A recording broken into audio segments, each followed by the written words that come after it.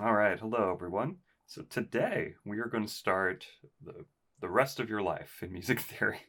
It's sort of one of those things where, you remember back to studying how music worked and you remember spelling chords for the first time, or you remember doing like SATB counterpoint for the first time, right?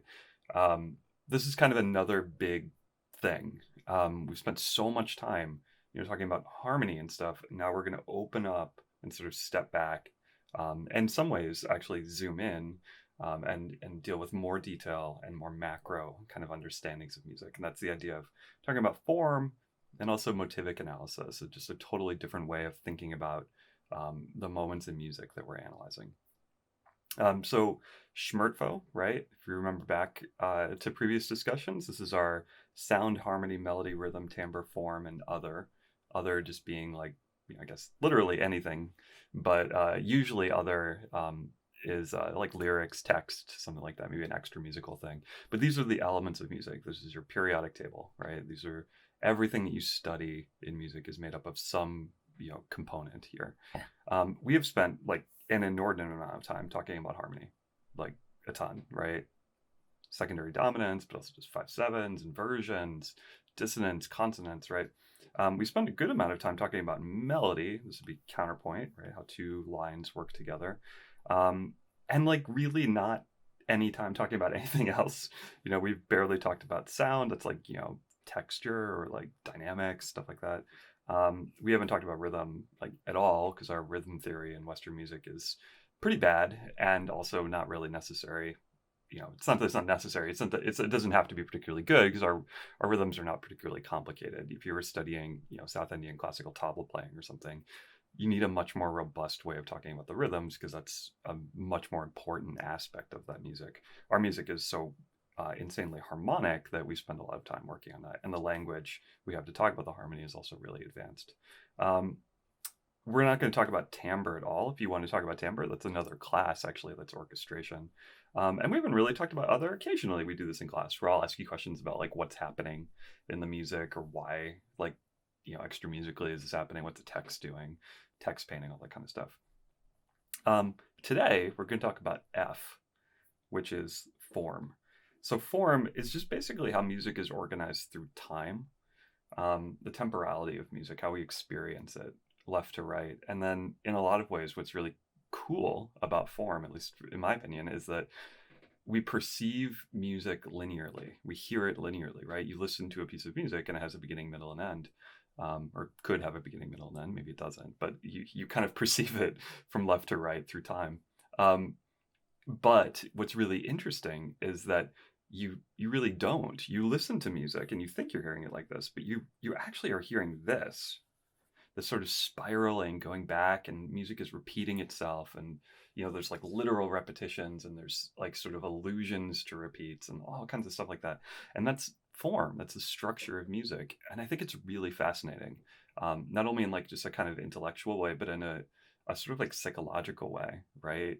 Not to get like too deep on the whole concept, but like getting into the moment, right? Is there instantaneous time? Like, do you have a moment where you actually, can you focus on that moment where you're not thinking about what just happened or what is going to happen, right? And this is kind of like a Zen. It's really important to like Buddhist meditation and stuff like that.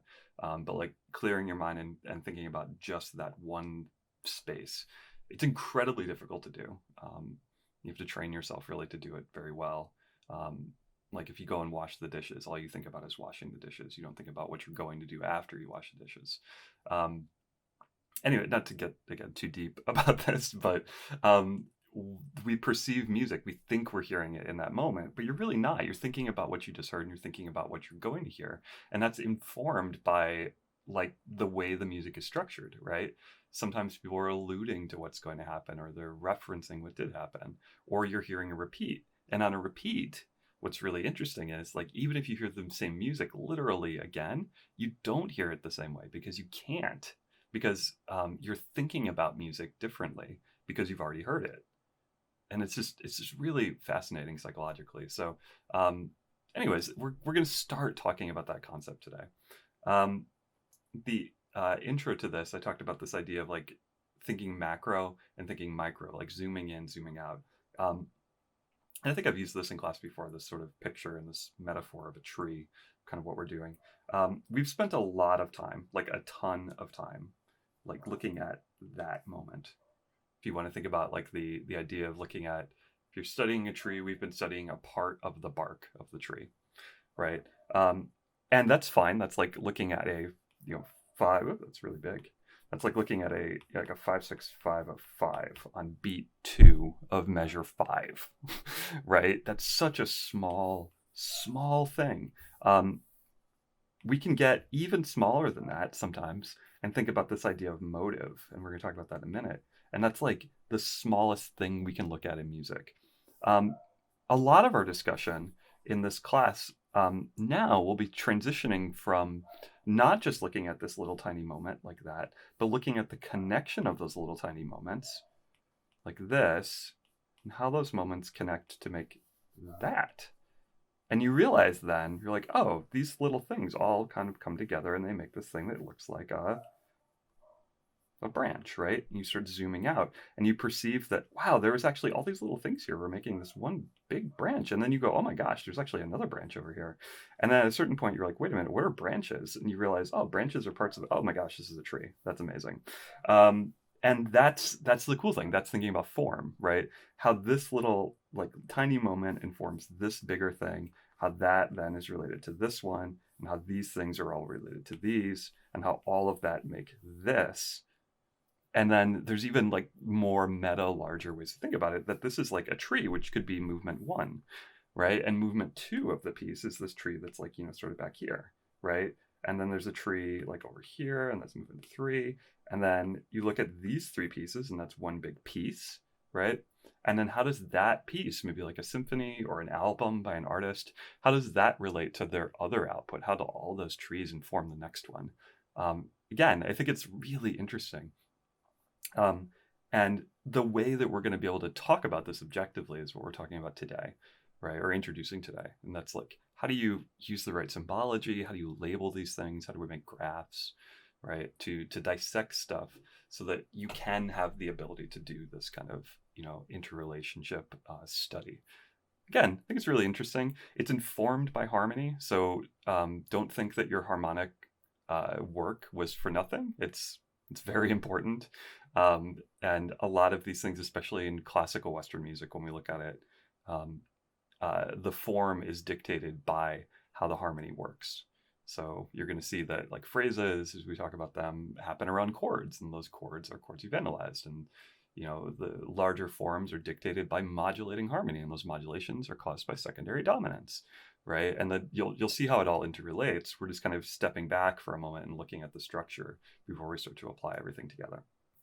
Okay, so I said the word phrase just a second ago.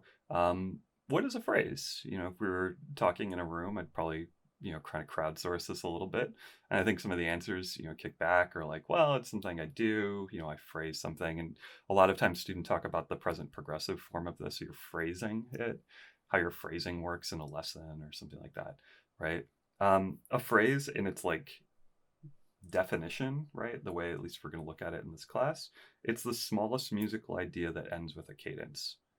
Okay, so there's, again, this sort of tie-in to what we've been doing in class, right? To identify a phrase, which is going to be one of our formal structures, you have to be able to identify a cadence. So cadences, right, or your half cadence, your authentic cadences, and those are tied to harmony, in which you need to know the key, you need to be able to look at the chords, pull out the non-chord tones, all that good stuff. So it is like, you know, interrelated. A lot of people call, you know, phrases sort of musical thoughts.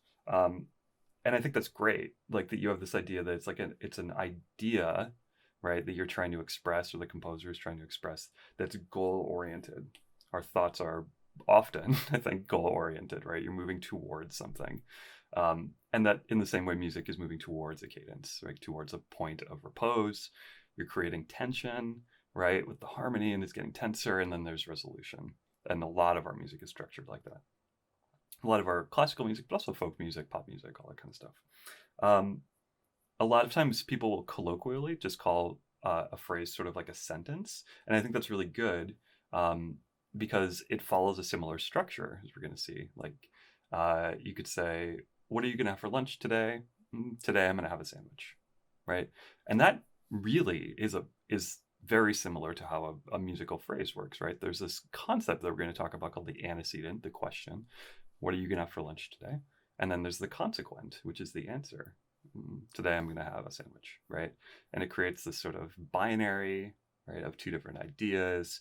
There's an A and a B, and these are going to make a lot of sense in a second as we start to talk about that. The reason I'm talking about this at all is because there's a very clear parallel to how we think about the way we speak and how we think about the way we play music and the way that we analyze music. It's not an accident, right? I mean, I think they inform each other and they have informed each other. But when we look at like specific analyses of phrases, there are going to be things that that kind of sound like musical sentences like that. And then there are going to be literally a type of phrase structure called a musical sentence. So don't get confused, like colloquially, just as like a thing, just to call it, oh, that phrase sounded like a sentence. Then there's a thing that we're going to analyze called that is literally a sentence. That's how we're going to analyze it. So it's a little bit confusing, but I think it's important to point out because it really is how we think about phrase structure. I do think it has this parallel to speech and the way that we express ourselves in the world. Okay, cool. I said the word motive earlier, like it's on the first slide, but then I talked about it when we were like zooming in at the bark of the tree. If phrases are the smallest musical idea that ends with a cadence, the idea of a motive is the smallest musical idea. It's the smallest element in music. And this can often be like a fragment, a tiny little thing, like a little gesture in music. It could be as small as a couple of notes. It could be as abstract as a concept, like an interval, like a minor third. It's usually when we have motives and what we're going to call motivic music, and what we'll do is called motivic analysis. And this will be something we do when we talk about phrases here, but we'll do it a lot more. In some homework, we'll practice with it, but we'll do more motivic analysis when we talk about sequences, which is another thing down the line here. They're usually linked, motives are linked to some sort of pitch or rhythmic material. So like a combination of like long and short notes, or like a third or a fifth or something like that. There's this like idea that music can be motivic, that there's music that is unified by a motive or it has a certain kind of character to it. This concept, motivic music, is often associated with German music. So the music of Bach, the music of Beethoven we're going to look at in a second, incredibly motivically tight, almost like impossibly motivically tight. Like it's so brilliant that you just can't wrap your head around it. It's like so well constructed. It's also German, and this is like just kind of a play on words, but it comes from a germ, right? It's this idea, this little tiny thing can grow into a much larger thing, like a seed, like an acorn or something can grow into a tree, to keep with that sort of metaphor. So mentioned Beethoven, right? We're going to look at Beethoven 5 here today in just a second, and listen to it. It's such a great piece, and it's one of those pieces where like I have a hard time wrapping my head around the fact that there was a time in history when this piece didn't exist. Like people had not heard the opening motive in this, and it had no impact on them because it's like so simple yet it's so ubiquitous. It's so part of our sort of like general psyche at this point. It's really, really hard for me to wrap my brain around that. But it's also a great representation of motivic kind of development and motivic statement. So it has pitch material, this opening motive here, which is an E flat and a G. It's a third. It's a major third. And it has rhythmic material, this short, short, short, long, short, short, short, long, which I'm sure you've all heard. What's really cool about it is how he plays with it. So we'll listen to a little bit of this and then just kind of talk about how he works with it so you can get your head wrapped around the concept a little bit.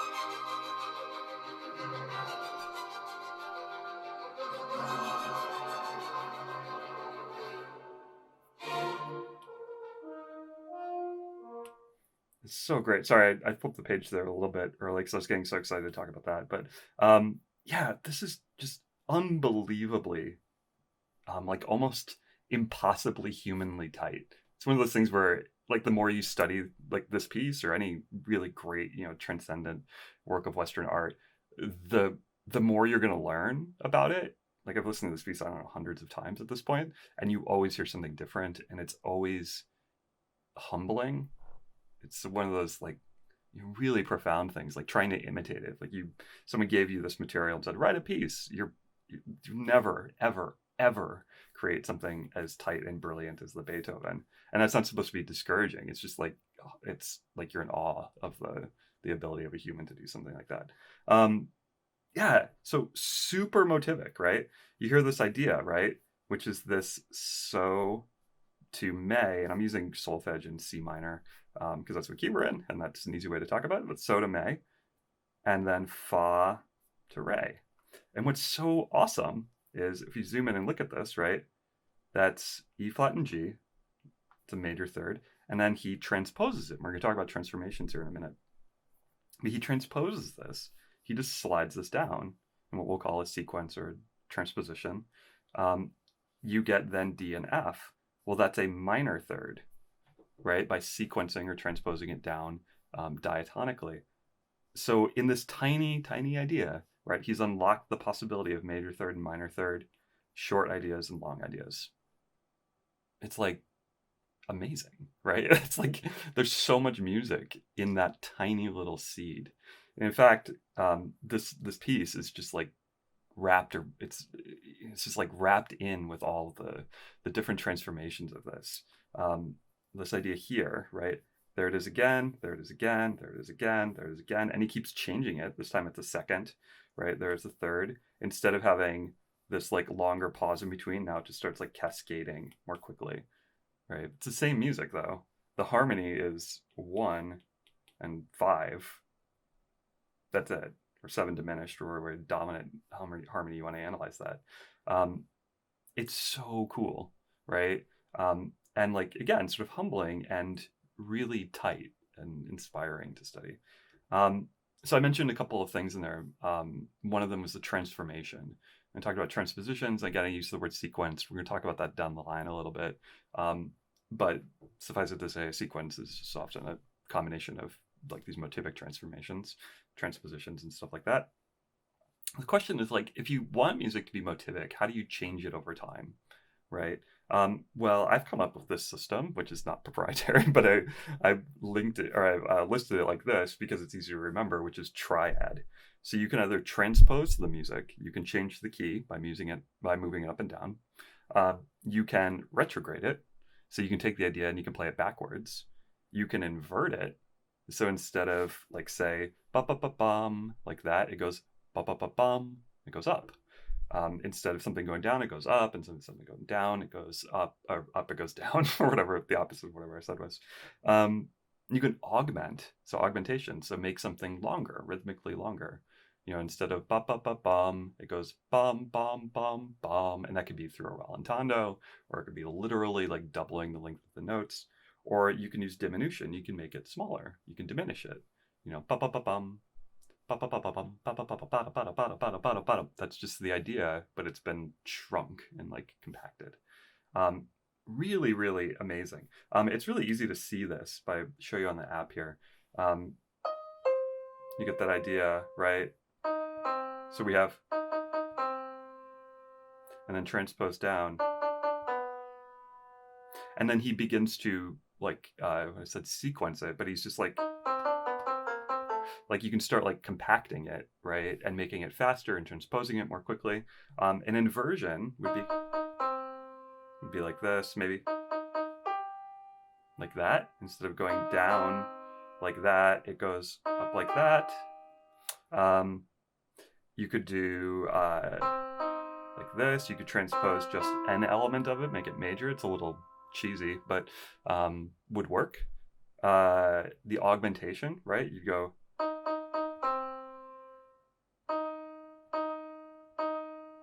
like that. You could diminish it, so you could go like that. or you could go, right? It's a tremolo is a diminution of that motive, right? It's just so cool. You can play backwards, right? You could go like that. It's just it backwards now.